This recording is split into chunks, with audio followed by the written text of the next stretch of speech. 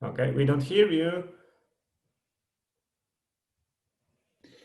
There you go. When you start presenting, all the buttons go away. So note for future presenters: first unmute yourself, then start sharing, because otherwise it won't work. All right. Hello, everyone. My name is Bart Pollard, and I'm a solutions architect at Mongo. So today I want to talk to you about, as the title says, why, how, and when to use MongoDB. As Thomas said, please write in the chat, interrupt me as soon as you can, as you have a question. I will be more than happy to answer it live. And of course, if you want, you can just unmute yourself and really interrupt me if I'm saying something that you disagree with. Okay, so let's start. So we have 3 questions to answer today: why, how, and when. So why should you use MongoDB? I think the answer is obvious. MongoDB is web scale. So that's it. That's why you should use MongoDB. Any questions about it? Otherwise, the presentation is over. So this is a very famous video that came out in 2010. And I recommend you watch it afterwards. It's pretty funny, and it tells you a lot about the shortcomings of MongoDB as technology back then. Back then, MongoDB was basically 2-3 years old, and it had a lot of ground to cover until it catched up to the big players. But since then, it has been developed quite intensively. So MongoDB is an open source project, but it has a company behind it with almost 700 developers. So we're pretty hard at work adding new features to the database and also to the data platform. So a little bit about the usage of MongoDB. So it's quite popular. There's a couple of technology stacks. So the most popular stack is usually LAMP, Linux, Apache, MySQL, and PHP. But you have a lot of stacks which include MongoDB, like the MERN stack, for example. And yeah, it's gaining popularity among developers, especially. It's very developer friendly. It's oriented towards developers. And if you know the DB Engines ranking, it's currently on position number 5, number 1 against the among the NoSQL engines. So much for what is MongoDB as a technology. Now, why should you use it? So I'm a little bit biased, first because yeah, I'm a MongoDB employee, but also because my background is really as a developer. So I have been writing code for quite some time, and I appreciate technologies that make my life easier. So I like MongoDB very much. Because it's very easy for developers. So it's a document database, it's a NoSQL database. So when you have your objects, you can write them directly to the database. Another reason is that it's very scalable. It's multi-cloud, so it gives you the flexibility and freedom to run anywhere. So you can run it on your laptop, you can run it on a server, on-premise, in Kubernetes, as a service in the cloud. And when you run it in the cloud, it offers you a whole data platform. So you have other things that we can discover maybe in future presentations, like sync to mobile devices, like data lake, and other very, very cool features. So I see that there's already a question. So the question is, what exactly do you mean that MongoDB is web scale in juxtaposition with Couchbase or the open source Cassandra document data store? So there's another question. It scales horizontally via sharding. That's correct. That was the original point of the video. So the MongoDB scales very, very easily, and you can achieve very good performance. So that was, but don't take it too seriously. The web scale, that was just a joke referencing a video that's 10 years old. So if our audience it's a little bit younger than myself, then maybe they you don't know the video. I recommend you go ahead and watch it later. We have two questions. Yeah. Already. So what exactly do you mean MongoDB is web scale? Yeah, I think I answered both. So the MongoDB web scale, it's as the second question says, it's the scale of, it refers to the scalability of the database. Okay, and it scales horizontally via sharding, which is default inflexible. So I don't know what inflexible is related to. So it scales both vertically and horizontally. So you can choose your strategy to scale. And the difference that I will go into. Yeah, sharding requires data partitioning. That's the next comment. Yes, that's correct. But given that MongoDB uses a document model, you usually follow a strategy that data that is read together or is used together, it's also stored together. So partitioning of data is not as dramatic as with other databases. And you don't have to shard. There's a lot of people, a lot of customers, and a lot of open source projects that use MongoDB as a normal database. So with just one shard, you can look at it like that. So just without horizontal scaling, and you can scale vertically if that's your strategy. All right. So I gave you 3 reasons here. I will go into a little bit deeper into the first 2 of them. The third one, I think it deserves a whole topic, a whole presentation, maybe next year about it. I will show you a couple of details of it here and there during the demo, but I won't go really into depth, but because there's really a lot of things to see there. Okay, so very important, because I see that also with the questions, a very important thing to understand with MongoDB is that it's a document database. So what is a document? A document, you can think of it as an object in Java or in your language of choice. So it's rather flexible. It's nothing like a row in a regular relational database. You can have lists, you can have dynamic data types, you can have polymorphisms, you can have a lot of things. So that's the idea, that you have a flexible data model, because if you're using a relational database, your typical SQL, Postgres, MySQL, Oracle, or what have you, you probably end up with thousands of tables.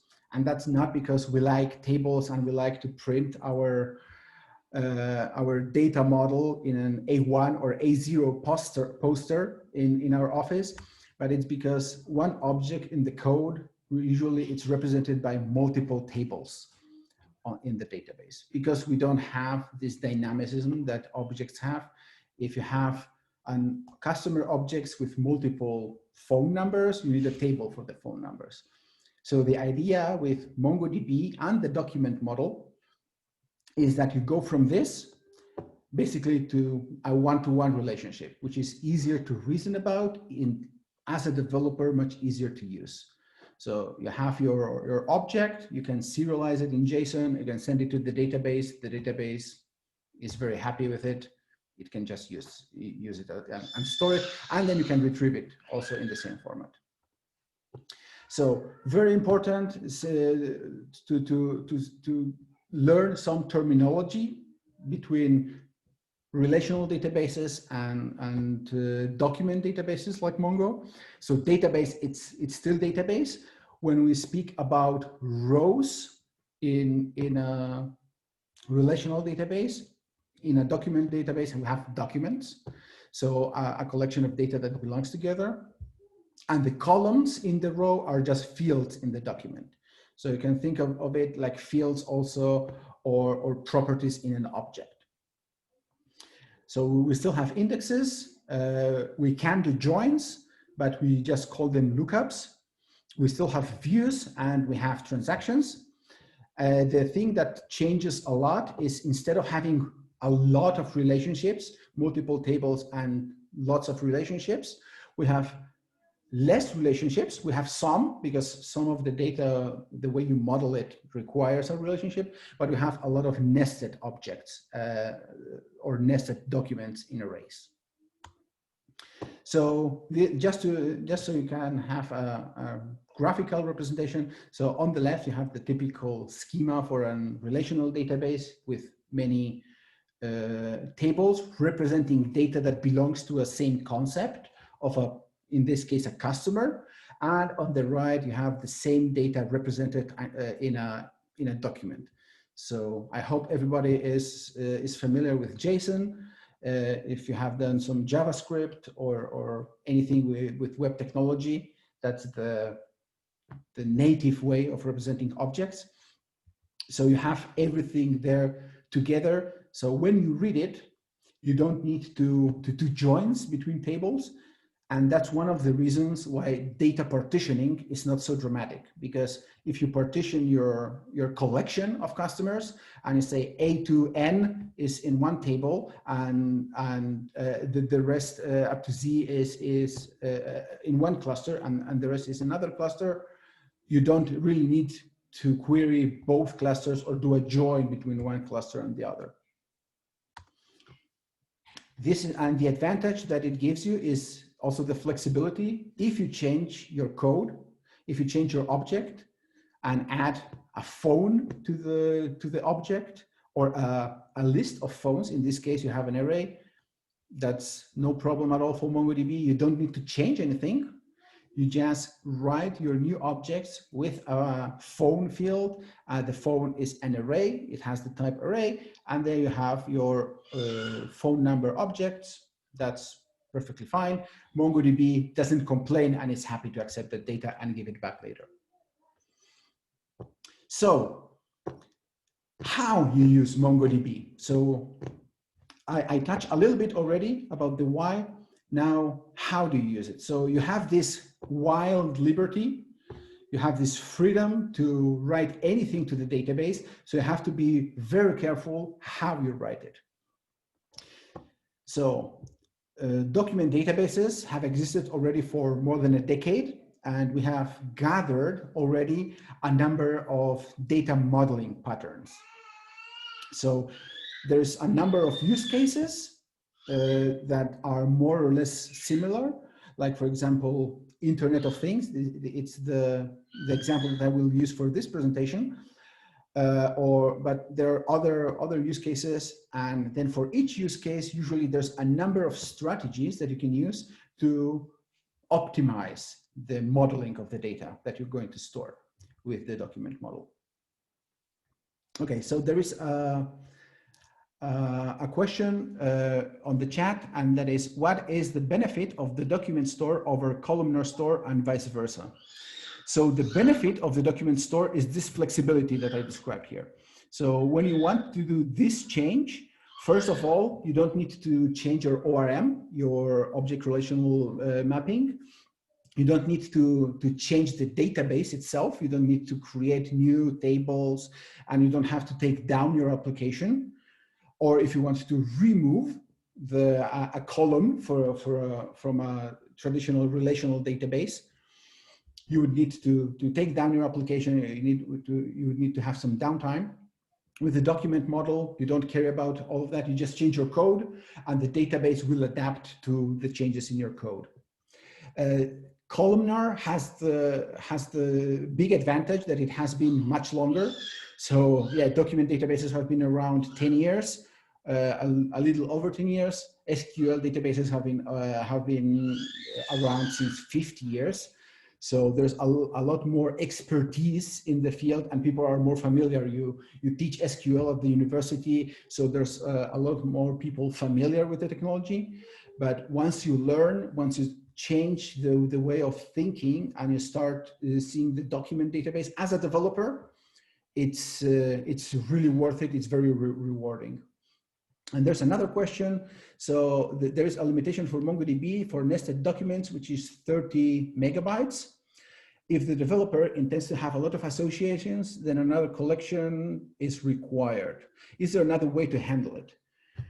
That's correct. So there's a rule of thumb, which is also a data modeling pattern. So when you use data that is growing indefinitely, for example, you have a user for your application and that user gets notifications. So there is basically no limit in the number of notifications. You shouldn't store that embedded in the document. That is one good candidate to have it in a separate collection and just have a relationship here. So for example, the number of addresses, it's not really something that you would have thousands of. It's not going to grow indefinitely. So all the addresses, all the phone numbers, all the cars that the user has, or the computers, or the email addresses, whatever your application is modeling, insurance policies, whatever, you store that embedded in the user document. Other things that grow indefinitely, it's definitely a good candidate to store separately. And the number is 16 megabytes. That's the maximum size a document can have in MongoDB. Oh, there's exactly 50 years anniversary for relational databases here. So for document databases, we're a little bit over 10. So yeah, there's a lot of difference with that. Oh, so you meant columnar stores such as Cassandra. Okay, so then with Cassandra, you have similar advantages as with Mongo in the way that you model the data. You're also very flexible. But then we go much more into the details, like, for example, the number of secondary indexes, things like that. So if we have more time at the end, maybe we can go really into specific comparisons with Cassandra, with Couch, or with Firebase, stuff like that. All right, I think we caught up with the questions. Thank you very much for the questions. Very interesting to do it very interactively. So let me share an example with Internet of Things. So you might think, so Internet of Things, for those who are not familiar, it's usually storing data about physical objects like sensors. So you have either a temperature sensors for something, or you have a very complex machinery. You have a plant that is manufacturing cars, and you have a number, you have 100 different machines, and the car, or you have an input of just raw steel on the one end, and you create the chassis, you create the engine, you put everything together, and at the end you get a car ready to use. So each of these machines has sensors, and it has lots of parameters that you want to analyze. So what you can do is you stream all those data, all that data to a database, and you want to store it, and of course then analyze it. So if you are coming from a world of relational databases, the first idea that you have, okay, so for every signal that I get, every data point, I will just create a document, because that's what I would do in an SQL database, right? I get a data point, I write a row in my table for this sensor, for example, and that's it. So that is the naive approach, and it works. I mean, nothing will explode. It works. However, it's not optimal, because we are just taking our relational thinking and applying it to MongoDB. So what we would do is, in this data modeling matrix for Internet of Things, we have the third row is bucketing. So we would do a bucketing pattern, and that is as the name maybe suggests, getting our data and putting it in a bucket. So what is the difference here? The difference here is that in the naive version, in the relational-like version, we have here the group ID and the timestamp, and then our data. And we can see here that we have a lot of redundancy between the signal group, and only the process data is different. So what we do is we create a bucket, and then we store the data in an array. And in this array, we have here the transaction count. So instead of, for example, storing each data point every second, we just create a bucket for 1 minute, and all the signals that we receive during that minute, we put them in one bucket. We store them together, and therefore we have much less redundancy, and we're optimizing our usage. How we're optimizing our usage, it really depends how will the users later access this data. So are we storing this data just to have an average over the minute? Then maybe we don't even need to store every second. So that's another data pattern approximation. How will we analyze this data? Will we analyze the variability, for example? Well, then it depends what questions do we want to answer. We have to model our strategy, our data storing, data modeling accordingly. So in this case, for example, if we have the maximum and the minimum, it's not interesting per second. We can store the maximum and the minimum at the end. So that's also a lot of redundancy that we take out of the document that we store. So why would we bother with that? If the first option works fine, why would we bother doing this bucketing? And this is just, as I said, this is just an example of one pattern. So we can see here in the first graph, the document count, whether we do the documents per second or per minute. So I don't think it is a surprise for anybody that when we do the bucketing and we store the documents per minute, we reduce the number of documents 60-fold. Okay, why would we care about this? Well, we are indexing this data. So we want to access this data. We want to index it. So the index size is proportional to the number of documents. So we go from having over a period of 1 month, from having 100 megabytes of index to having just under 2 megabytes of index. Again, 60-fold reduction. So this is very important when you want to size your machine. We will go into the sizing later. If you want to size your machine, to size it appropriately. Then also it has, if we reduce the data redundancy, we reduce also our collection size. So since MongoDB is really a transactional database in which you can also do analytics, but it's primarily an operational database, this RAM that you need for your data and the storage that you need for your data are very important. Of course, if you look here in the graph, the disk storage is always much smaller than the data size because we use compression, but that's just an implementation detail. All right, so that was one example of how can you use the document model. So to be aware that it's not just because it's a document model, it's flexible, you can do anything. You still have to think about how you model your data. It's just that this model at the end, it's much easier to work with and it's much faster to develop as well. So how can you use it? Also, that question can be answered with the language that you want to use it. And basically, we offer officially a number of integrations with languages, with programming languages, and there are also a number of unofficial plugins and frameworks. Like probably everybody has heard about Mongoose or Spring Boot. Those are frameworks that also integrate very well with MongoDB. Okay.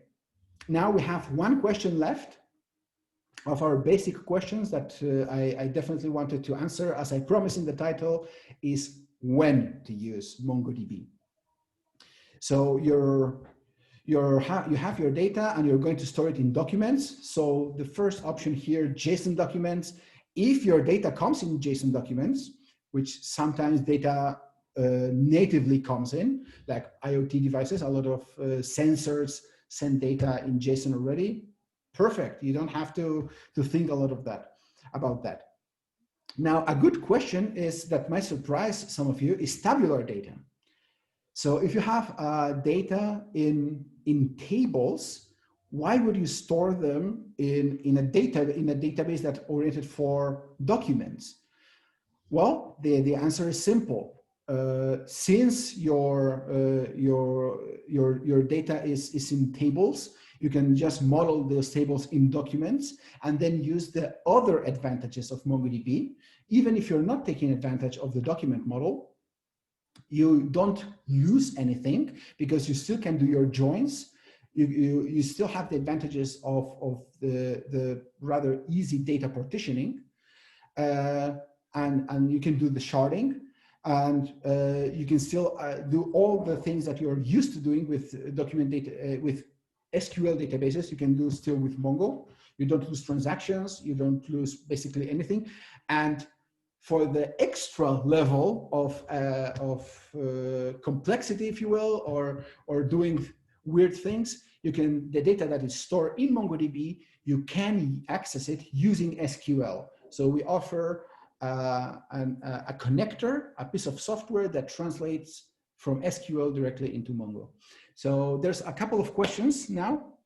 Okay, can we compare MongoDB to Elasticsearch? If yes, what are the benefits of using MongoDB over Elasticsearch? So real quick, that is a very interesting comparison that I'm actually working right now with a couple of projects that are using MongoDB and Elasticsearch. So MongoDB, so this is the third type of document here, text, does offer search based on Lucene, like Elasticsearch, and we have an offering also in the cloud. So it offers very similar properties. So that covers like 90%, 95% of use cases of Elasticsearch can be used with text indexes on Mongo or Atlas Search. Probably Elasticsearch is much more dedicated to that. So there are, I'm sure there are corner cases of Elasticsearch that Elasticsearch and only Elasticsearch can cover. If you use Solr, it won't be able to do that, or MongoDB won't be able to do that. On the other hand, with MongoDB, you have one technology that covers a lot of use cases. So it's just comparing exactly what you use Elasticsearch for, what are you trying to achieve with Elasticsearch, and see if the text search of MongoDB covers that. And then you can use just one technology for everything. Otherwise, of course, go ahead, use Elasticsearch. It's a great technology. Okay, so another question, by graph, you mean organizing documents as a graph structure or using Arango? No, it's just organizing the documents as a graph structure. So using MongoDB as a graph database, so like your Neo4j or other dedicated databases that only do graphs. So again, MongoDB has specialized graph operators. So you have a graph lookup. Your typical usage is when you have your flight connections stored in the database, how you can traverse that graph. You have dedicated operators for that. And then I would answer the same way as Elasticsearch. So in graph databases, I have to admit, I'm not an expert. So I don't know exactly what are the advanced use cases of graph databases, but MongoDB offers you a lot of functionality from the graph space. However, you get the whole package of the general purpose database together with that. So you don't need to use 5 databases, because we see that in projects a lot of times that a customer is using Postgres for the main database, then they have for example, InfluxDB for the IoT data, and they're using Redis for caching, and they're using Elasticsearch for the general auto-completion, stuff like that. So if they're not using like super advanced features of those, it's something that in a very high number of cases, you can cover all of them with just one technology when you use MongoDB. Okay, next question. A question about scalability, more related to the beginning of the presentation. That's perfectly fine. Can you please explain how MongoDB guarantees atomicity if you have multiple replicas? Okay, that's a very good question. I will cover it later, but the short answer, in case something gets lost or we run out of time or something, is when you do operations on a single document, it's always atomic. If you're doing operations on multiple documents, you have, as in other databases, explicit transactions. You start a transaction, you do your changes, you commit the transaction, you either get an okay or not, and that's it. So I can actually do a demo for you if you want. That would be a very good comparison with other technologies. Another question: if data comes from SOAP XML, does Mongo have any performance related to it? Mapping to JSON. Yeah, if you have terabytes daily, you could have a performance drop, but I would try to cheat here a little bit and defend Mongo, saying that the conversion from XML to JSON is not a job for the database. You could probably do the transformation as in a pipeline in another system if you want to. If you have a distributed system or another microservice that just does the translation from XML to JSON, and then use JSON directly in your database. And okay, so may I interrupt? Let's sure. move forward, okay, and organize the small questions and answer session like every 15 minutes or something like that, because I see that it will be a really hot discussion. So let's move forward, okay, and every example, 15 minutes organized with the questions, okay? Okay. Cool. So back to the types of documents that you can store, or types of data that you can store. So we cover JSON documents, obviously, tabular data, text data. So another type of data that you can store very easily is key value. So MongoDB tries to do everything from RAM as long as it fits in RAM. There's a formula about how much RAM MongoDB uses by default. You can change it. But if you don't exceed that amount of RAM, or if you explicitly use a RAM storage engine, you can use it as a key value database. So you could replace your Redis with MongoDB as well. You can store geospatial data and then search geospatially from the database. Graph, we also mentioned. You can use it for file storage. So as we mentioned in a question before, there's this limit of 60 megabytes per document in the database, but MongoDB offers natively a way of splitting the file storage, the files into chunks, and you just, with one API call, you can just store a file or retrieve a file directly from the database if that's something that you want to do. If you have some reason to do that, you don't want to mess up with S3 or file systems or something like that. And finally, events, as I mentioned, for IoT, you can very well store event or time series data in MongoDB, either directly. It's always much better if you use a proper strategy for that. All right. So just to sum up, so that you have a flexible schema. So those are the main advantages that you get as a developer. So no needs to update the schema on the database, shut down your application, do changes with the ORM, and you don't need so many dependencies between groups. So it is very well oriented if you're doing microservice kind of applications. And this is related to the question. How do you guarantee atomicity? So as I said, if you're using just one document, it's always possible to do it atomically. You just write an update that will be atomic. If not, just like your classical relational database or other kind of database, you can start an explicit transaction. with asset guarantees. So let me open here a console. I had another terminal somewhere. Here it is. Actually, I prepared a demo exactly for this case. So in this case, I have a collection here. So let me maybe clear the screen. So I have a collection with 2 documents. I'm implementing, let's say, a game. And I have a document with the name, with a player named Zoltar, another document, the name Gilgamesh. So I want to now add something, add a transaction with a third player. So first of all, some boilerplate code to start the 2 transactions. So I start 2 sessions, and for both, I just get the collection.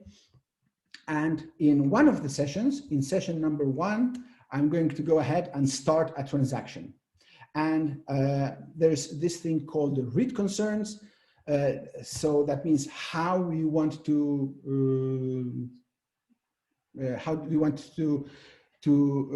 manage the concurrency during the transaction. So that would be, I have a snapshot here. So I did a snapshot at the start of the transaction. So inside this transaction, I'm going to insert another player. So I have 2 players here, Zoltar, Gilgamesh, and I'm adding a third player named Merlin. So if I go ahead and inside this player, I do a find with the transaction that I started, and it's still in play. So I have now 3 players. So maybe I skipped an important step. So this is the MongoDB Shell. So it's like a JavaScript interpreter to speak to MongoDB. So I added a player inside a transaction that I started. And now I'm going to do the find. So find is something like select star in SQL. So if I select star from one session, I see all 3 players. And if I select star with the other one, I don't see the new player because I still haven't committed the transaction. So of course, if I go ahead and commit the transaction and I repeat the find from the other player, now I can see all of them because the transaction has been committed. So this is the way that you can guarantee atomicity in operations that span multiple documents or create new documents. And this works also when you're sharding. There's no, there's no limitation in case of sharding. All right. So another cool feature that I wanted to show you that that is actually related to the topic that we're going to see in next week with Kafka and RabbitMQ, and something that a lot of people are using MongoDB on either end or of Kafka or an MQ system, which is change strings. So MongoDB offers you an API to observe the changes in MongoDB in the database. So you have a database. Here I have another console. I have prepared the demo regarding this as well. So I have a database. I'm connected here. So maybe I can do a find here. So what do I have in this demo database? I have just 2 objects, hello world and foobar. Okay, that's cool. And here I have a short script in Python in which I subscribe to the changes here. And I can do fancy things like subscribe to only events of one type, of, for example, only insert events, or I can just filter the events. I want to just filter the objects that have a number higher than 50 or just happen in New Zealand, something like that. So if I go now to my database and I insert a document, here I immediately get an event created that I can see what happened. So this is an insert event. I subscribe with the listener here. So I get exactly the object, the new object that was inserted. if I get my object hello world here and I update it, so I have here for the object hello world, I'm setting the version to 0.1, whatever that would mean in the application. Also, I immediately get an update event. And this allows you to do modern features. Usually you have, when you're using this in production, you have ETL processes, for example, that get your data overnight at 4 a.m. and move them to a data warehouse or move them to another system to do analysis on them. With this, you can either do real-time analysis of the data as it changes. So you can either subscribe directly or use one of the systems, an MQ or a Kafka system, to subscribe to the events in the database. So that's supported natively. And then on the other end of your stream, of your message queue, you can do your analysis on that. Or you can also replace your batch processing with that. All right, so that is for change streams. As I mentioned, this allows you to react in real time to changes in the data. And as I mentioned, that's the basis for Kafka. There's a number of message queues that we also support. So that was for the cool features that I wanted to show you for the developers. The rest of the presentation, as I mentioned, I would talk a little bit about the ops part, about the operations, how you can deploy MongoDB and how does it look like. So I saw that there are a couple of questions, but we are going to leave them for later. Unless you have something that you want to interact with me, so please say in the chat, this is important, put it in all caps or something like that, so I can take a look at that. All right, so how you can, or where you can use MongoDB. The most popular option, as developers do, then I would say that the most number of instances of Mongo are probably in laptops of developers, because it's so easy to start. You just it doesn't use a lot of resources. It's not very hard on your memory or on your processor. So you just download it, spin it up, and you can start using it. It has a JavaScript interpreter. You can start trying things in your shell, in your playground. It's very nice to have as a developer. And then we can scale. You can deploy it in servers, mainframes on premise, and we can deploy it in virtual machines. We can deploy it also in containers. In Kubernetes, we have very good integrations with Kubernetes. And finally, MongoDB as the company, we also offer a database as a service, which is called MongoDB Atlas, in which you can just select your cloud provider and deploy a cluster in the cloud.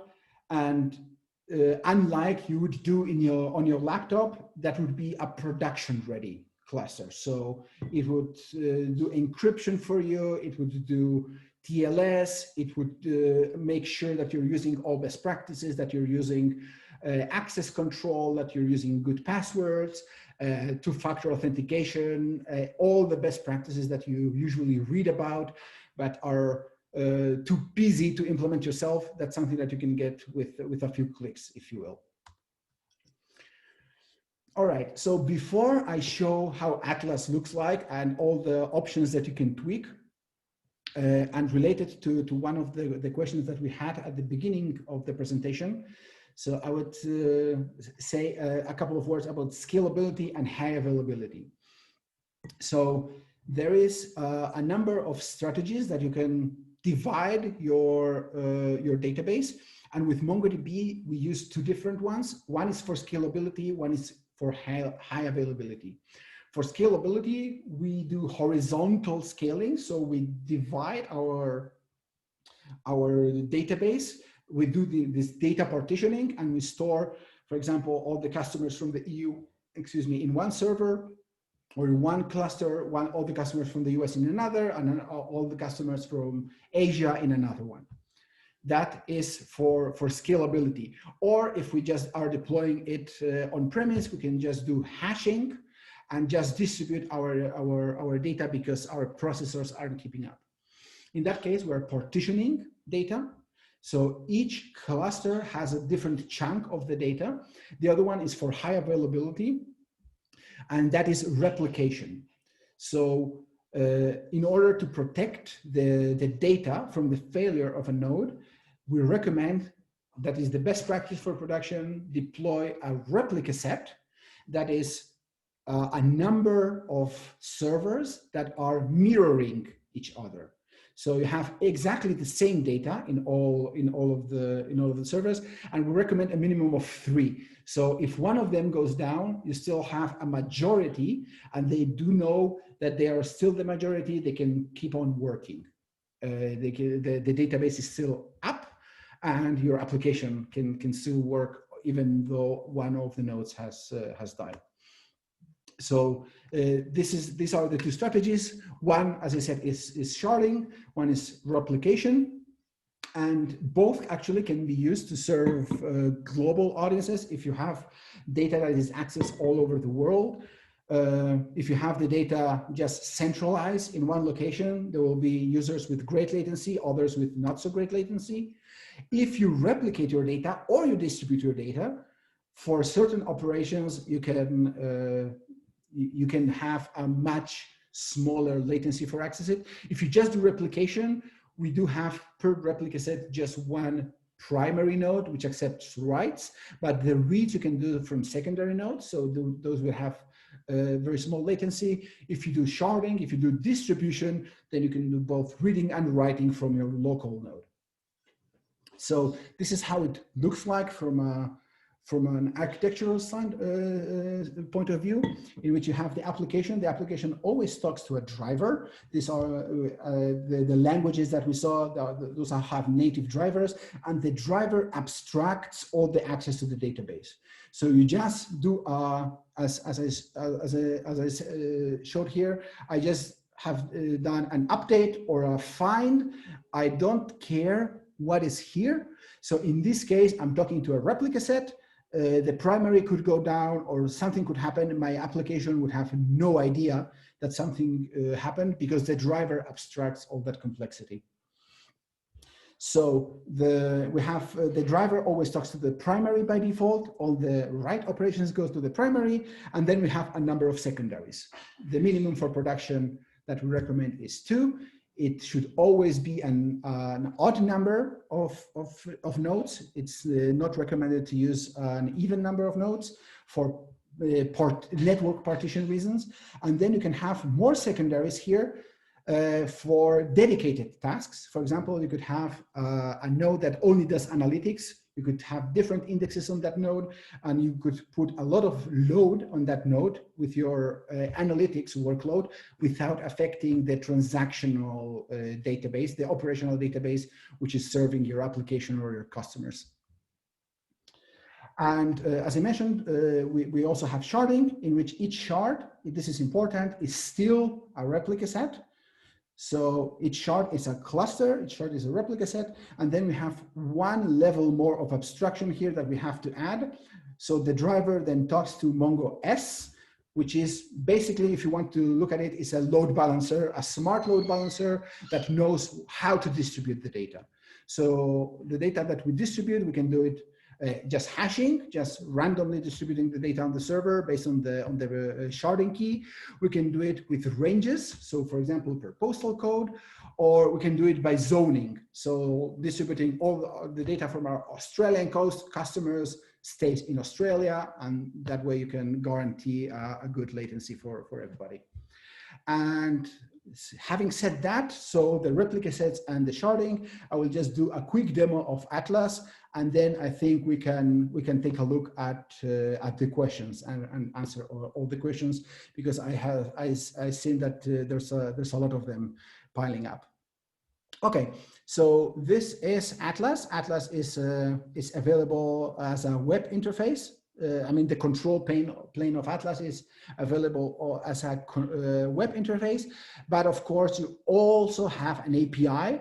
You can do anything you want with REST API to control everything that I'm going to show you here, including deployments and scaling.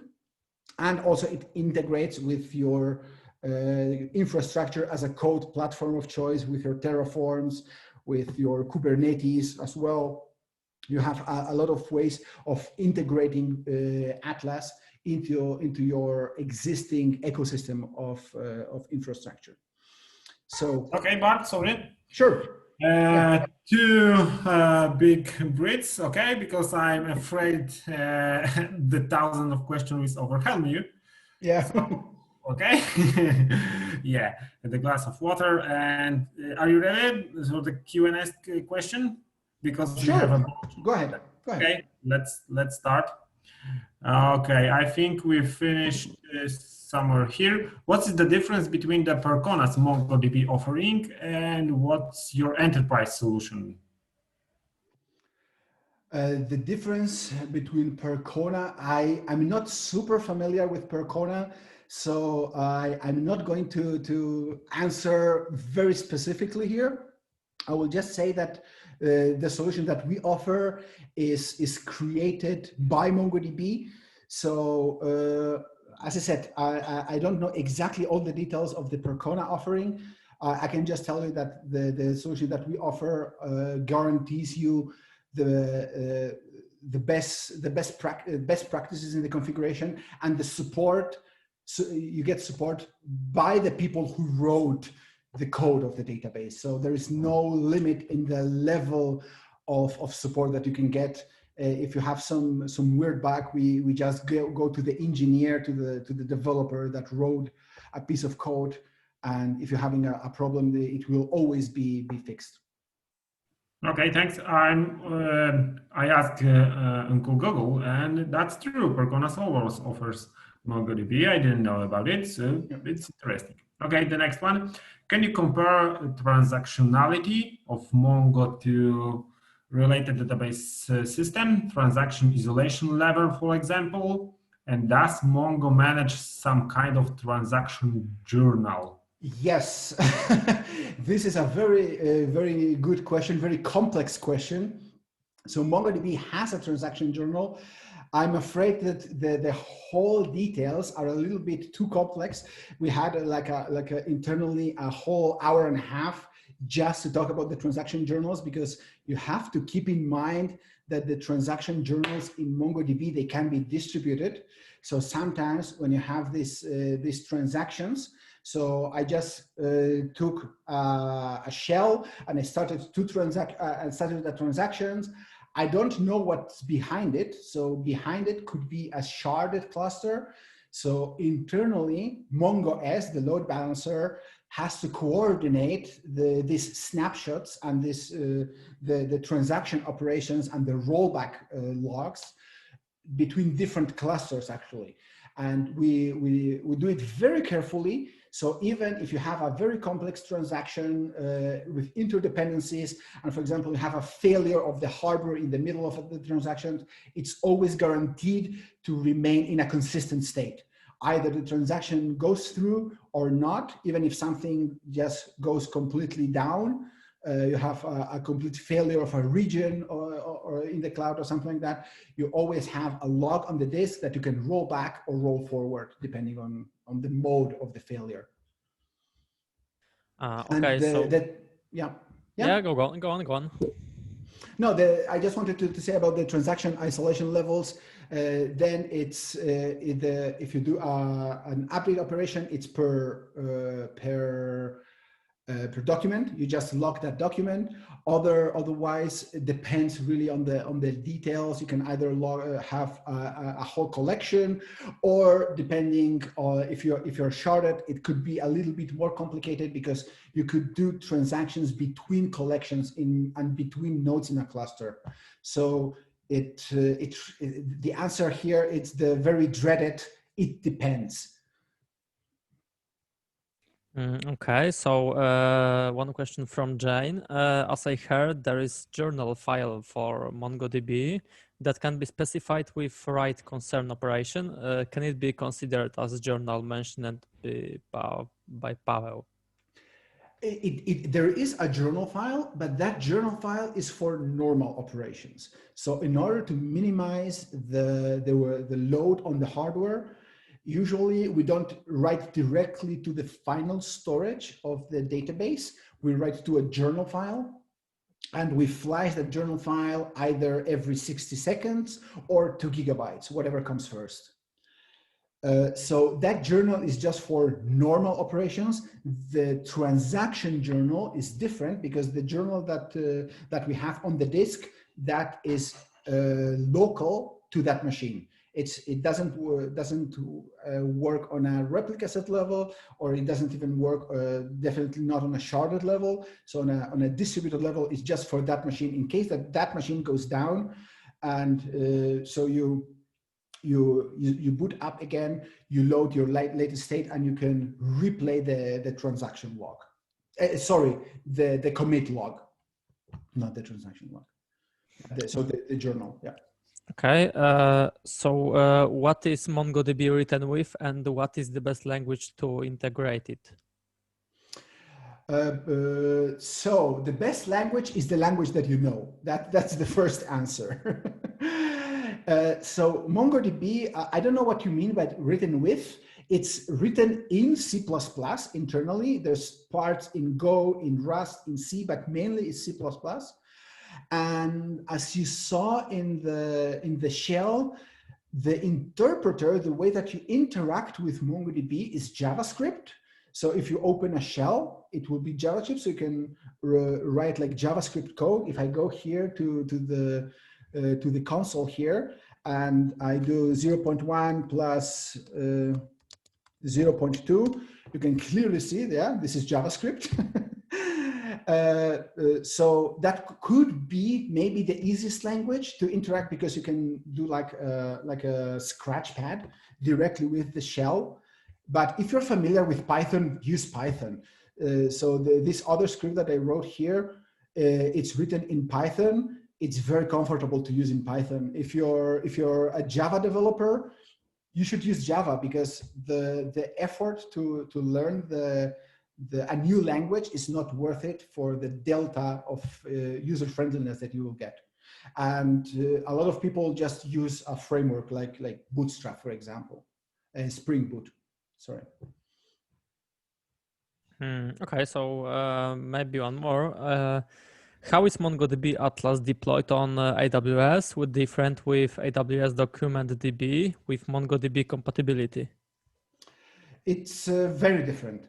So at the beginning of my presentation, I showed you that MongoDB is developed very, very fast. So we have a lot of features every year, every version.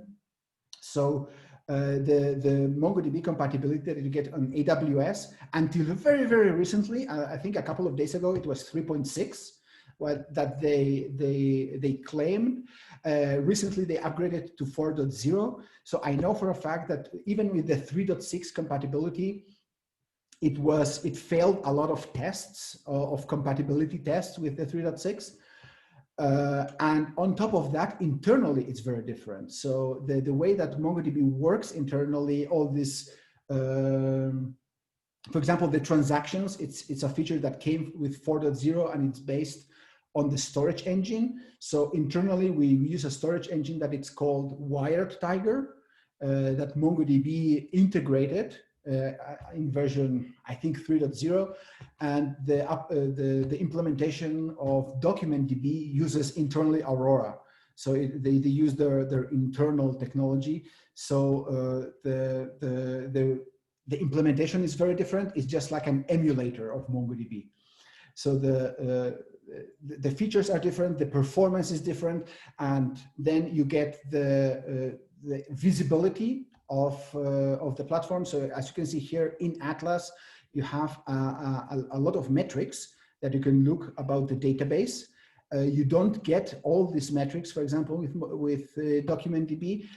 And then finally, I would say that the biggest or the most obvious maybe difference is that DocumentDB, it's only available on AWS. You cannot deploy it on your laptop on premise. You cannot migrate away from AWS if you're using DocumentDB. With MongoDB, you're very flexible. You can even deploy a cluster on many clouds simultaneously. So you can deploy a multi-cloud cluster in which you have one member of the replica set, one in AWS, one in Azure, one in GCP. Okay, we have 3 more questions, and I mean the last one in this session will be a question from Wojtas, and then others new questions we'll forward with them in the next one Q&A session. Okay, so right. Philip, where we finished? We finished largest referential database. Pavlo. Largest referential database.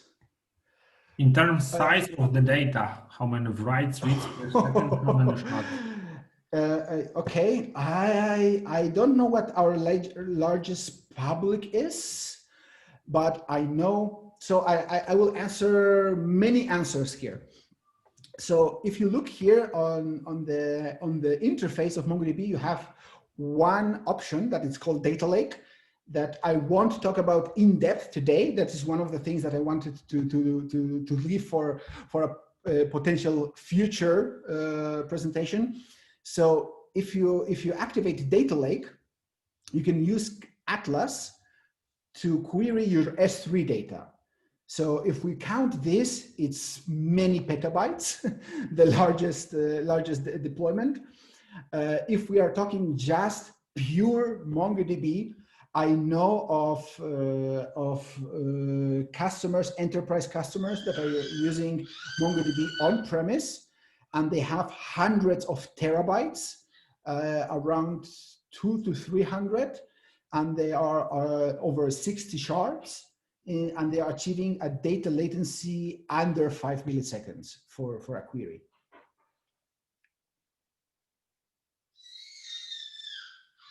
Does that answer the question? Yeah, I believe so.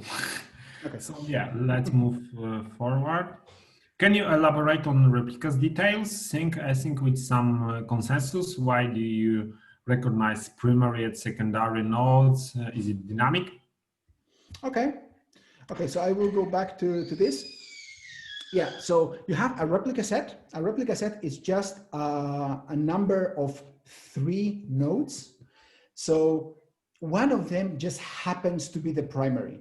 So they decide among themselves. So maybe actually let me demonstrate this, creating a cluster real quick in Atlas. When I go here to create a cluster, I can select here AWS Frankfurt with the M30. Excuse me, I just lost the option for. Sorry, I cannot find the option to demonstrate that. So okay, let me just maybe paint a picture. That would be better. So you have your application here. You have your app that talks to a black box. So the app just sees a black box. This is your database. So inside this black box, which the application doesn't see, you have 3 nodes. They should be equal, and they just communicate among themselves. And when you boot the cluster, they select one of them as the primary. Let's say this is the primary, and then the others are the secondaries.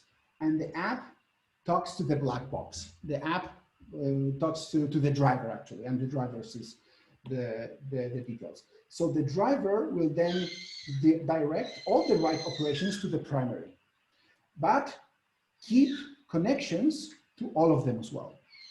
So now the replication works if you write a piece of data. So you have your document here, and you write it to the primary.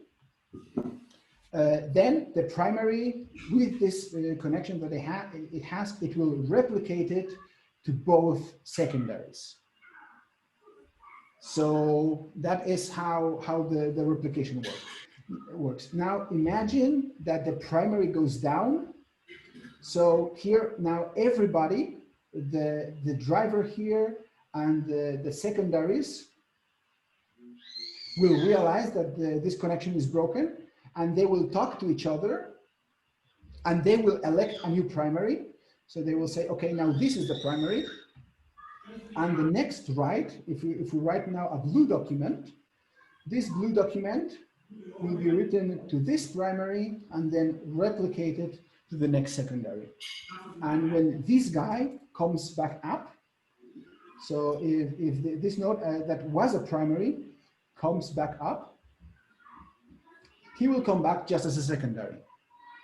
There is nothing inherent about one node or the other, that one node is the primary or secondary, unless you have here your configuration file, and in your configuration file, you say, okay, I always want this guy to be the primary, then he will become the primary, and the guy that took the responsibilities for a while, it will go back to the secondary. So it's configurable, but in principle, it's completely dynamic.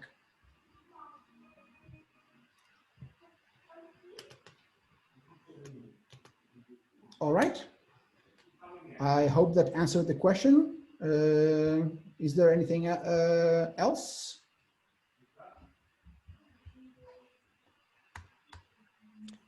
Yes, we do have.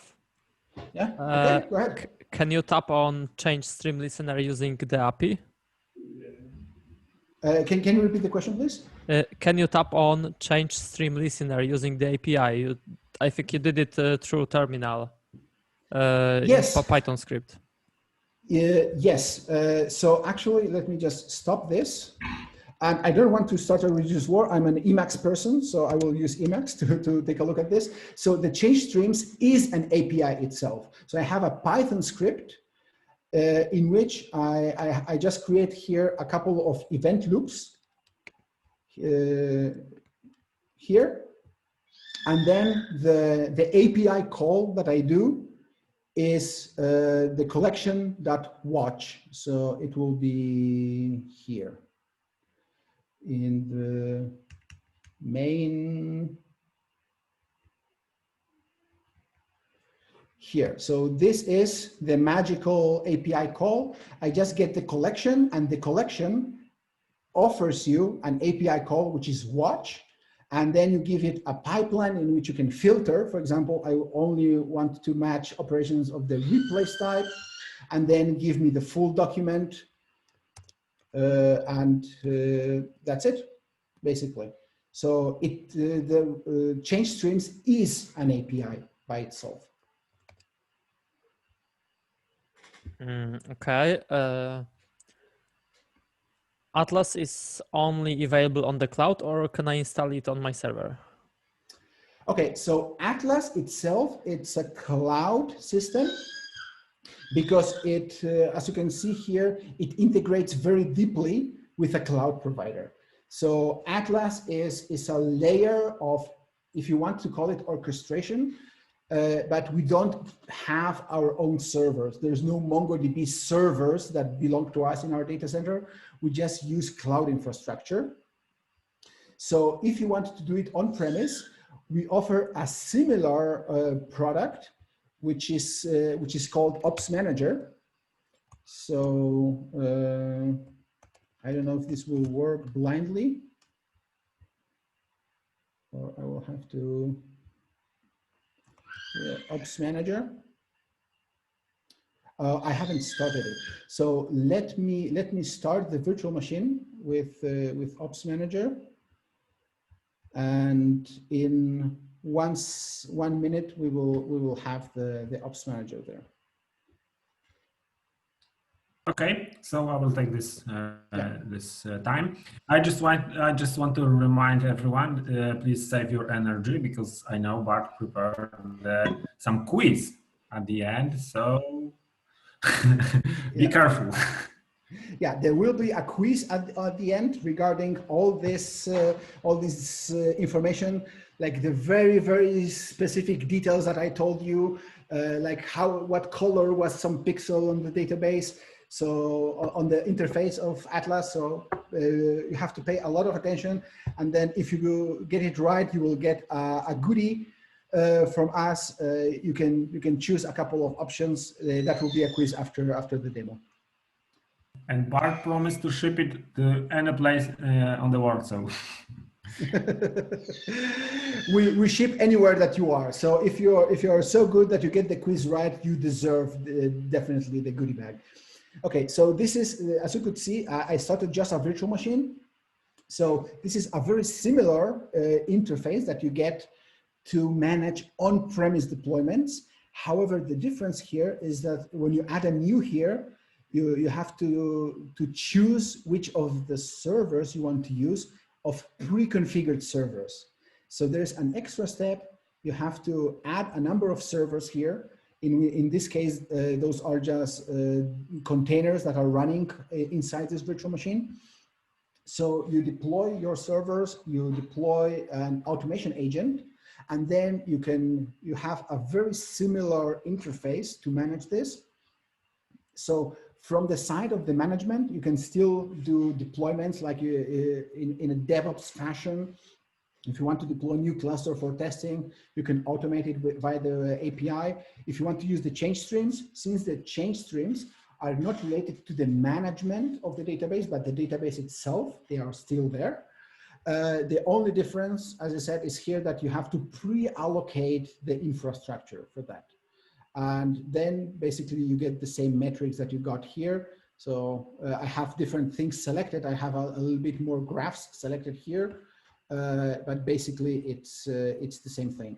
And then you have the same backup options. You can manage the backups with this. So here, the on-premise version, I have a version that's a little bit old. That's why there's a couple of differences where the buttons are. But as you can see, it's very similar to Atlas. And that is the on-premise version. Okay, let's move forward. And looking forward to the next session Q&A. So Bart. Okay, so I will just show you a quick demo of Atlas and then 2 more slides, and basically we are done. So for Atlas, as you could see before, we have a cluster here that we can monitor and we can change, but we can also create a new cluster. So as you could imagine, creating manually a sharded cluster especially, it's usually very difficult. There's a lot of manual tasks. You could automate, you could write your Ansible script, you could do a lot of things. But if you want to do Atlas, you can just turn it on, select your cloud provider and the number of nodes that you want. If you want like a super distributed one, with 2 clicks, you basically here configured a sharded cluster in AWS. So this is the kind of things that is available for you with Atlas. So it gives you very easy, very manageable way of deploying complex configurations of MongoDB. So another option that I mentioned before is deploying multi-cloud. So that's something also that you can do. So if you activate this multi-cloud, you select one of the node here, one of the nodes, and then you add another provider, and you can say, for example, I want to deploy GCP in Switzerland, another one, and then finally I want to have one in I don't know what do we have in Asia, for example, in Tokyo on Azure. And you can see here things that I mentioned regarding the priorities and the nodes. So as you can see here, the minimum is 3 nodes. So when I created my first cluster or my first region, it selected already 3 for me. So if I go down and I select 2, I will get an error message here. This is not recommended, and actually Atlas will not allow me to deploy something like this. The create cluster button here on the bottom is grayed out.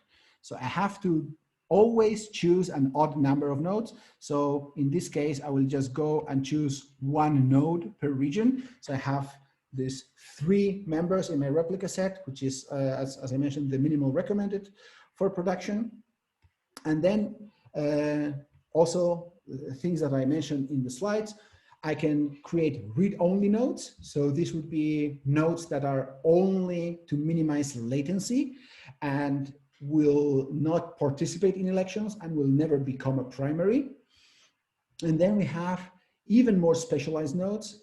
We can create analytics nodes. So if, for example, we are using AI from Google, we have a very intense TensorFlow workload and we want to have the data in Google, we could actually, for example, deploy all our cluster here, all 3 nodes in AWS, and just have an analytics node in Google, also in Northern Virginia, and run all our analytic queries for this.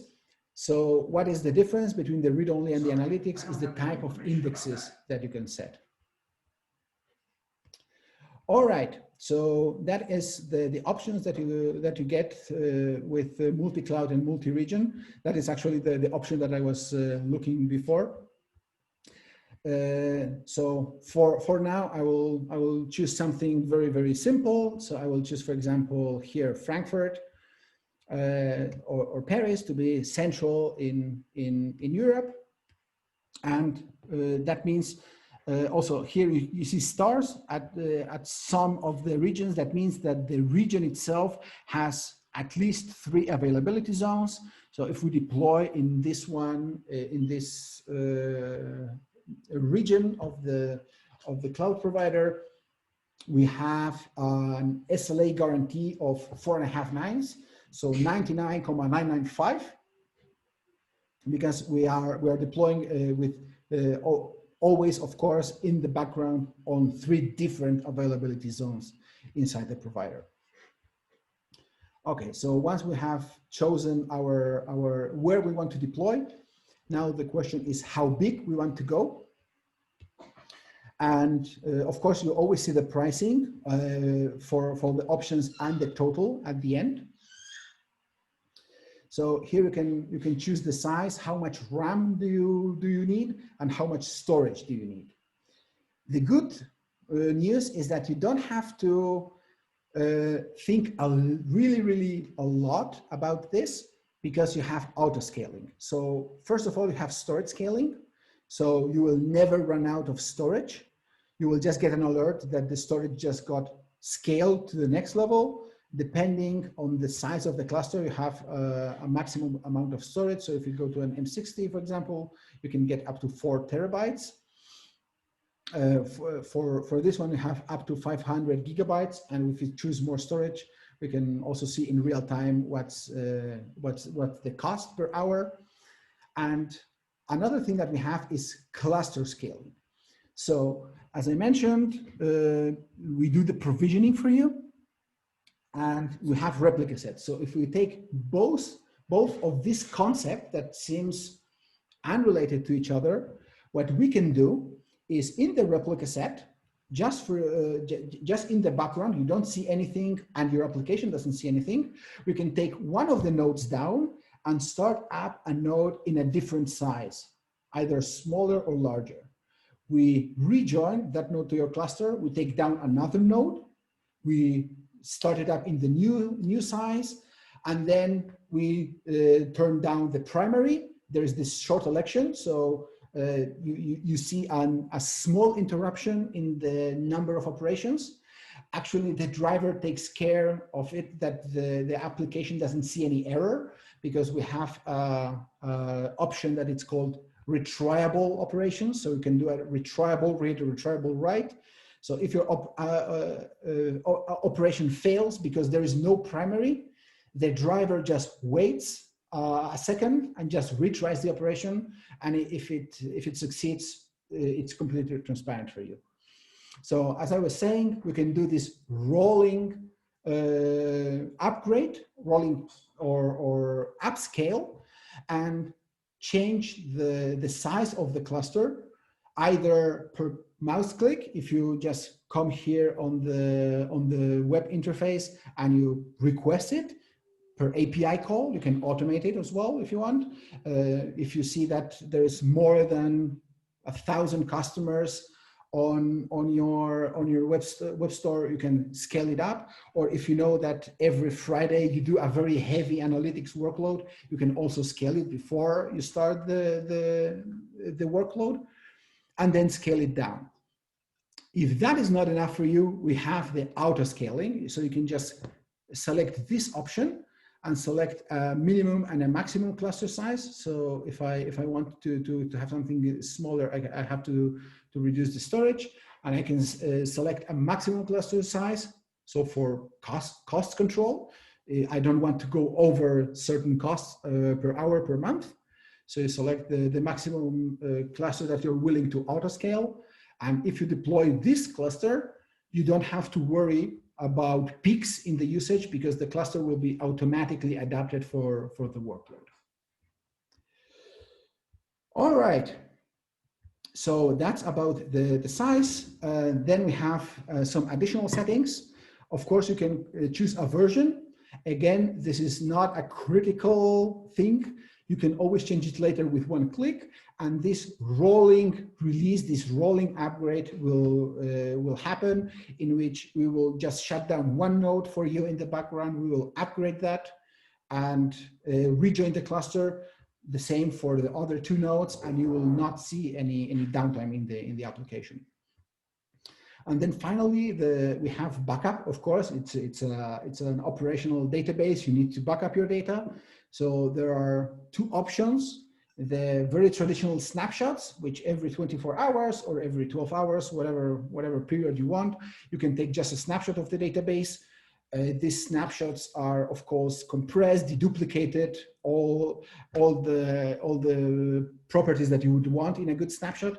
But you also have the option of doing continuous cloud backup, in which you can choose what point in time do you want to restore your data. So if you hired a new database admin fresh from college, and he dropped the table, or in this case, the collection from the production database, you don't need to lose all the data from the last snapshot. You can just go to the continuous backup and choose the minute before the accident happened and restore that data. Finally, no, actually, there's a couple of more interesting settings. So you can shard your cluster. So we had global sharding above. Here is just performance-based sharding. So all the shards will be in the same region. You can just activate that basically and choose the number of shards that we want. Quite easy.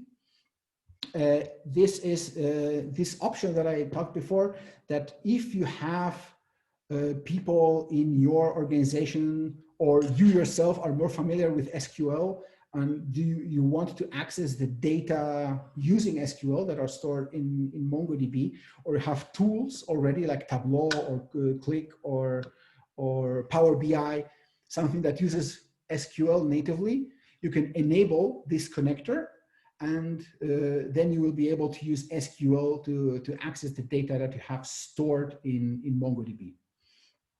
Finally, you can use your own encryption keys. So for me, that's something very, very important. I have also a strong background in security. So as you can see here, the encryption option is not even present. The database is always encrypted. You don't have a TLS option. I mean, you can, if you go into advanced settings, you can force a certain version of TLS. But those are always active. So the option that you're going to have here is to manage your own encryption keys. So if you have your own encryption keys in your Key Vault or your KMS, you can use those keys to encrypt the data at rest. And then if you want to get rid of the data, you just delete your key in your storage, and that's it. The data is gone. So finally, here you can choose a cluster name, of course.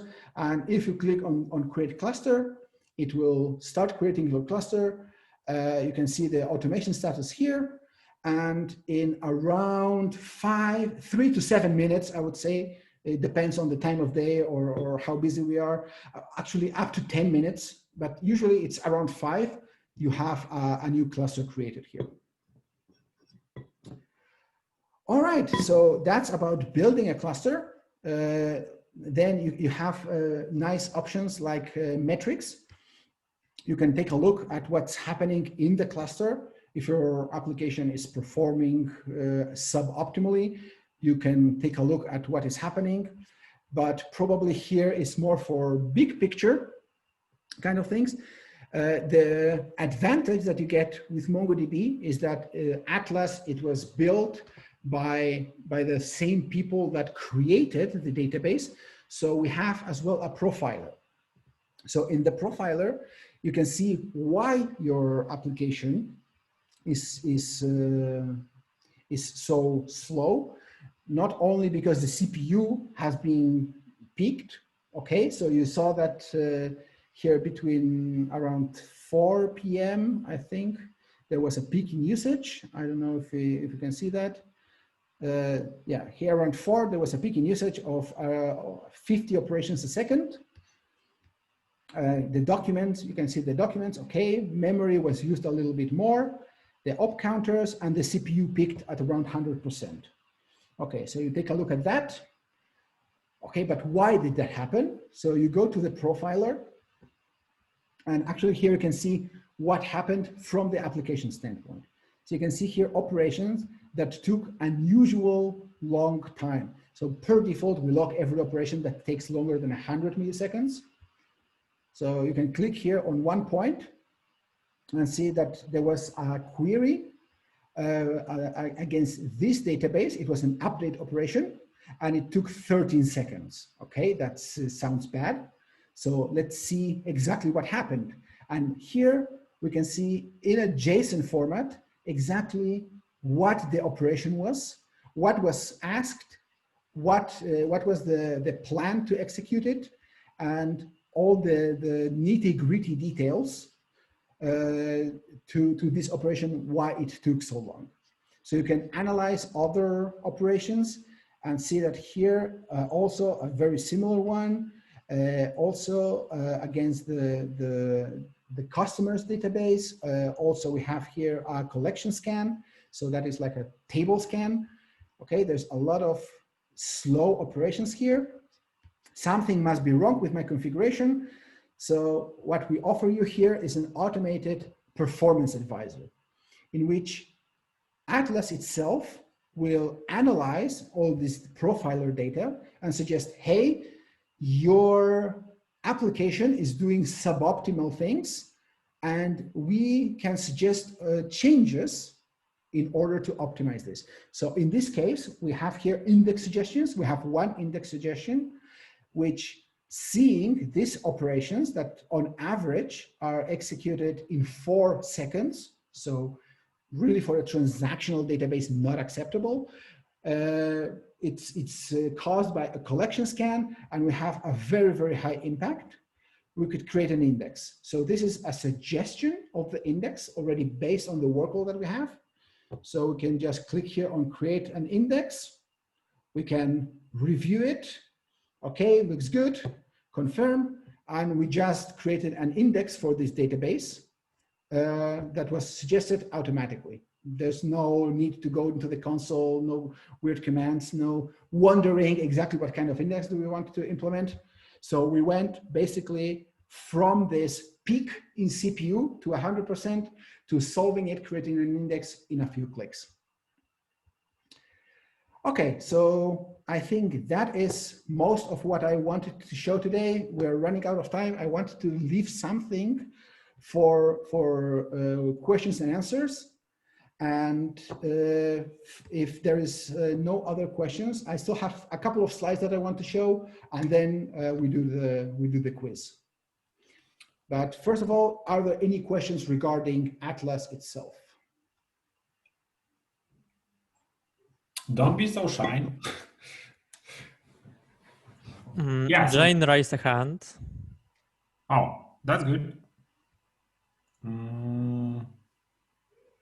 Hello. Hi. Hi. First of all, I'd like to ask you about this presentation. It was very interesting, but my question is a little bit long, so that's why I'd like to ask this in person. So recently we encountered the issue with, for example, our database. We are using Elasticsearch. And in your presentation, you showed a nice possibility how to manage upgrade of MongoDB version, how to make backup, and so on. But for example, our issue was that we cannot do like simple rollback if, for example, the version upgrade failed, or for example, some of our clients are not compatible with this new version. So the single option that Elasticsearch team proposed to us was to delete completely the data to deploy the empty cluster and then make restoring of snapshots, but it of course caused the downtime of our server. Is there any option to do it in more safer way in this MongoDB? With MongoDB, you can restore. If I go here to the backups, to this cluster, I have the option to restore. Let's do it with a snapshot, like one from a week ago. If I click here on restore, I can target a cluster that already exists. So I could restore it on the same cluster. I just would overwrite the data that I have. And which version yeah. But will this downgrade the version of the whole cluster? Yeah, so if you downgrade, so of course, downgrading, it's always a bad idea for especially for security reasons.